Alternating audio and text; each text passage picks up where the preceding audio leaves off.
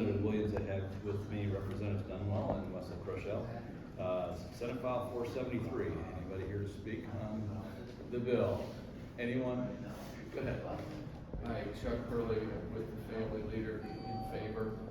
Thanks for bringing the bill. As most people around this building know, right to life is one of our absolute top priorities. It's mentioned in the Declaration of Independence as the preeminent right. But if there's one right that for millions of human beings throughout history has trumped the right to life, it's the right of conscience. Millions of people have died rather than give up their right of conscience. And so the right of conscience that you are dealing with in this bill is extremely important to me.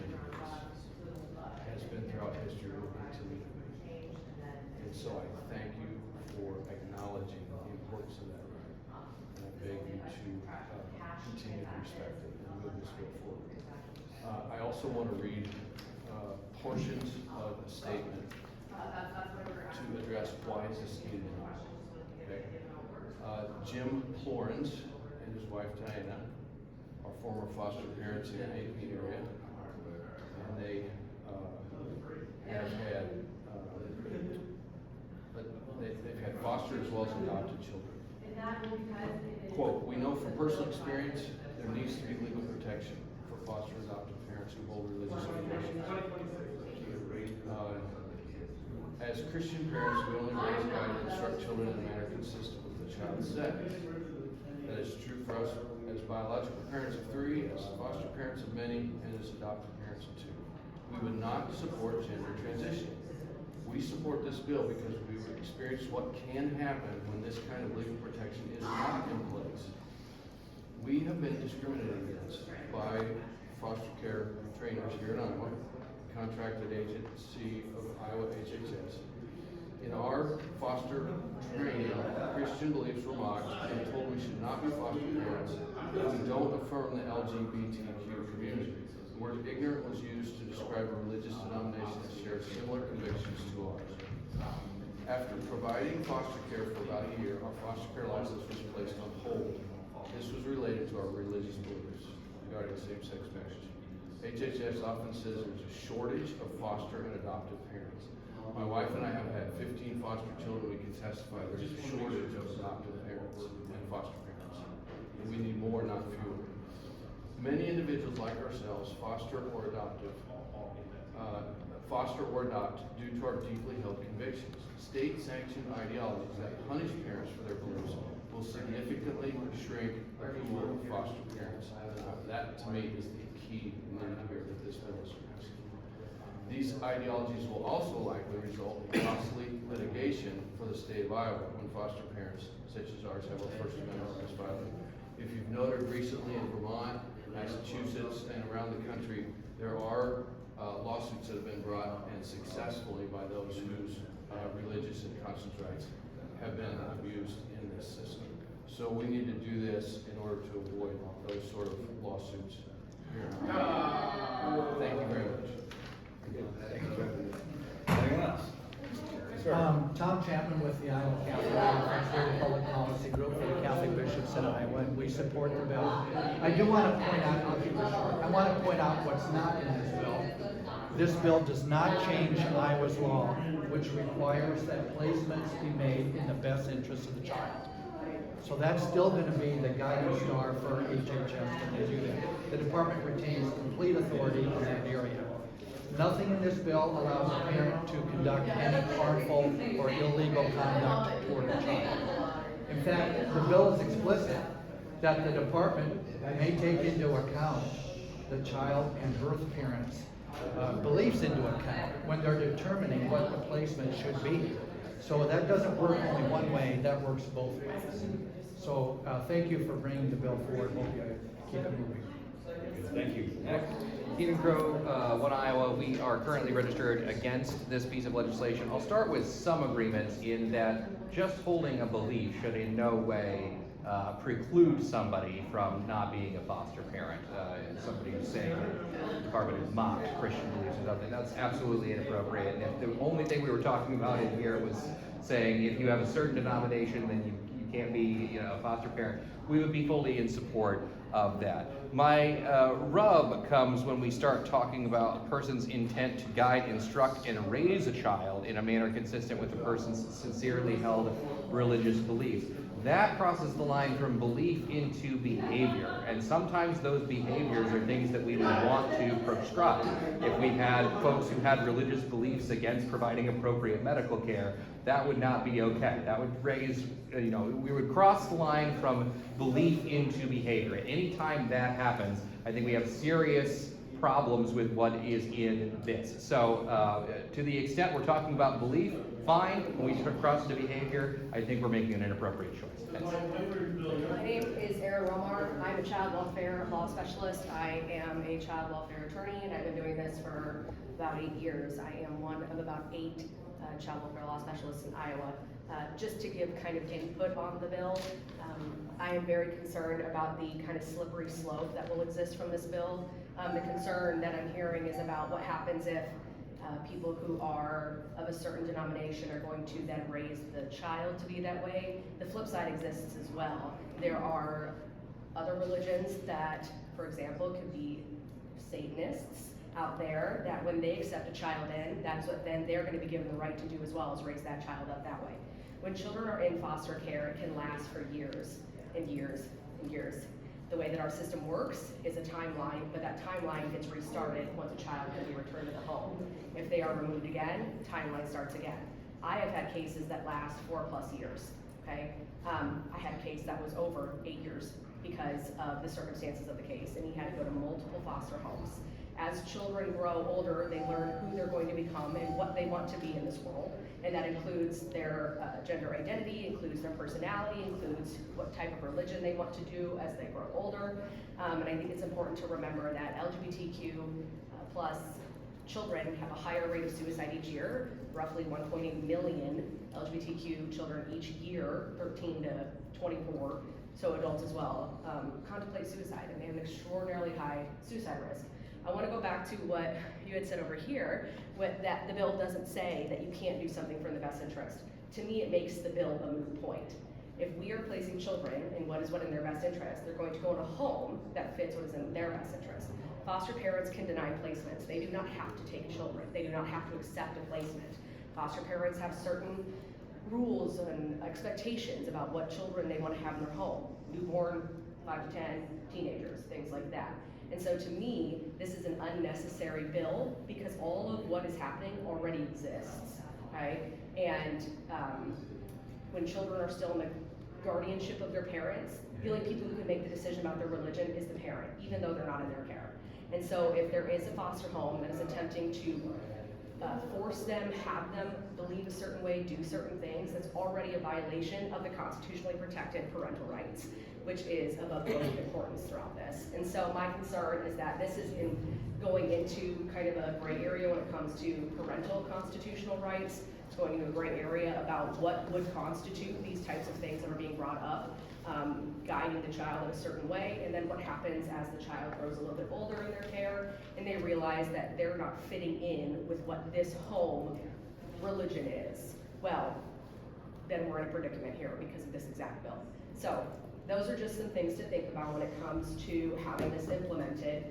Parents make the decisions about their religion, education, all of that stuff until guardianship no longer exists with the parent, and that can be years and years and years and years. So that's just kind of my thoughts on it as someone who is kind of on the ground.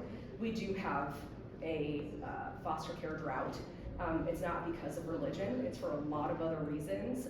Main one is funding. That is one of the biggest reasons that people don't do foster care anymore, is because of lack of funding for resources, lack of funding for the department, things that they need to be successful as foster parents. So I understand the importance of your own religious beliefs and being able to practice those beliefs in your home with your children. Foster children are not your children, they are foster children.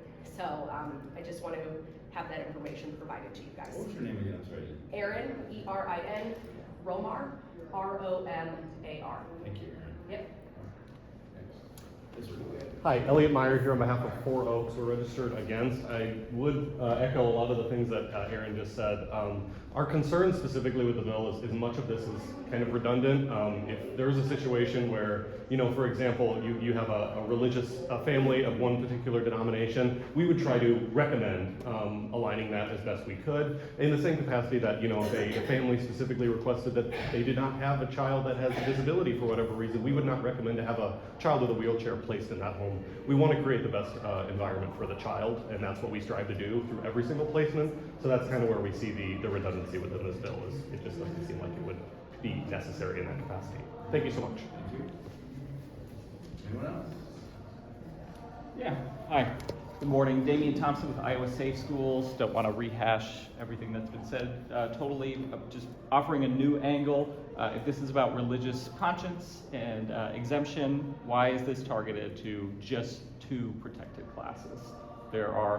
And in the framework of religious exemptions, typically all protected classes are included. So, for example, if you had a foster parent that wanted to raise a devout Muslim girl who was covered, that would not be statutorily covered by this legislation. So we're just kind of confused about the intent, especially with the Religious Freedom Restoration Act, which a couple years ago heard a lot about that and how that would restore the balance, and now we're kind of going further beyond that to interfere in the department's best ability to make those judgment calls. So, thank you. I have one last thing, I'm so sorry.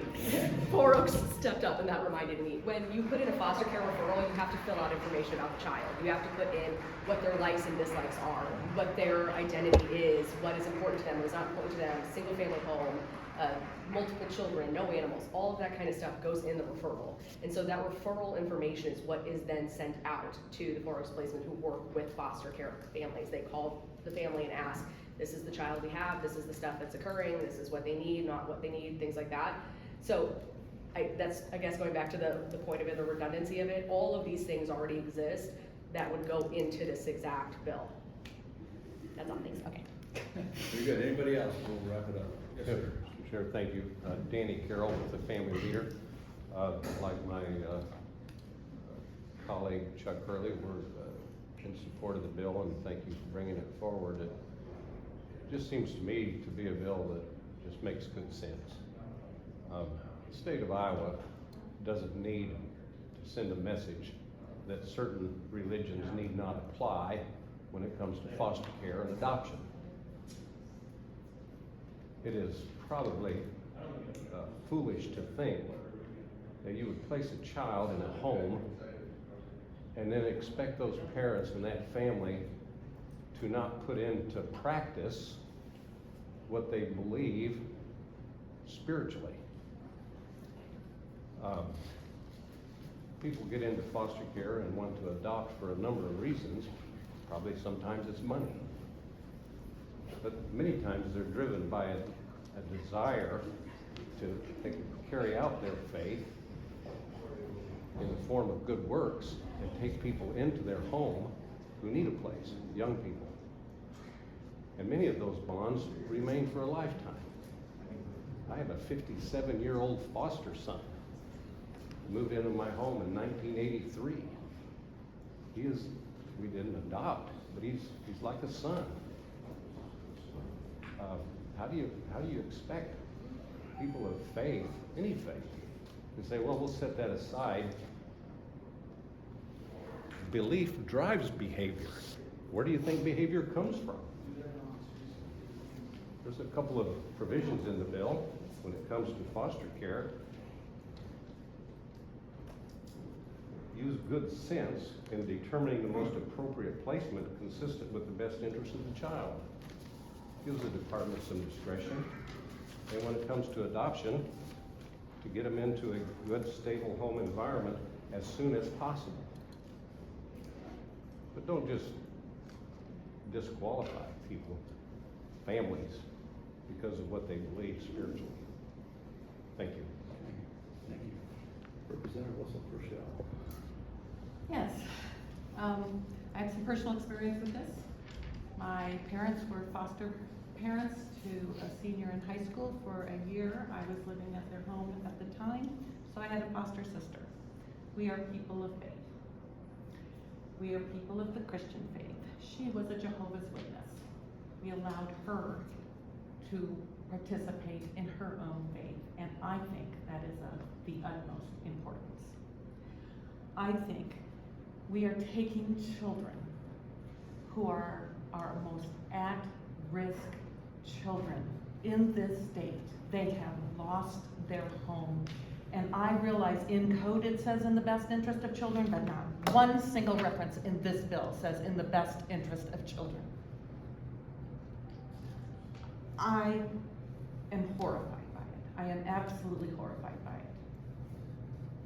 We have to be in the best interest of children. There can't be any modifications to that. These are children at risk.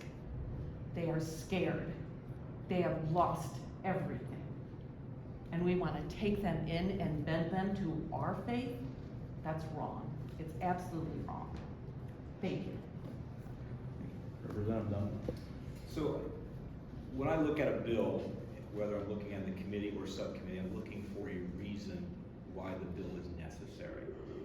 And so, this bill came over from the Senate, and in the discussions in judiciary, looking at other bills, the one that passed yesterday, this bill was raised up as being necessary. And we had members on the Judiciary Committee who felt they've been discriminated against as a foster parent because of certain beliefs. And so I think the bill needs to continue to move forward, continue to have some discussion on it. I also greatly appreciate just the reiteration of most appropriate placement as the department being part of that. I think that's an important part to have part of the bill. And nowhere in here do I see the bill saying this is an imposition of one belief upon another. I'm just saying don't discriminate against. I think I would never take the position that that's what foster parents or adoptive parents who are raising children, their desire or passions to do. So I believe it should move forward and we can have more discussion. May I ask one question? Where's the HHS? Are they here? No. Do they oversee our foster care system? As far as I know. Their absence is a danger to our children. All right. They're abdicating their duties. I do not control the HHS. So I know you can't don't, answer that. I know you don't, but I am saying right now, they have abdicated their duties. Very good. They are here to, should be here to protect our children, and they are not here. Very good. All right, it is 8:32. I'm going to reserve my comments here, but we're going to move this forward, and I appreciate everybody coming here today, and we'll talk more. Very good. Thank you. Have a good day. Closing the door.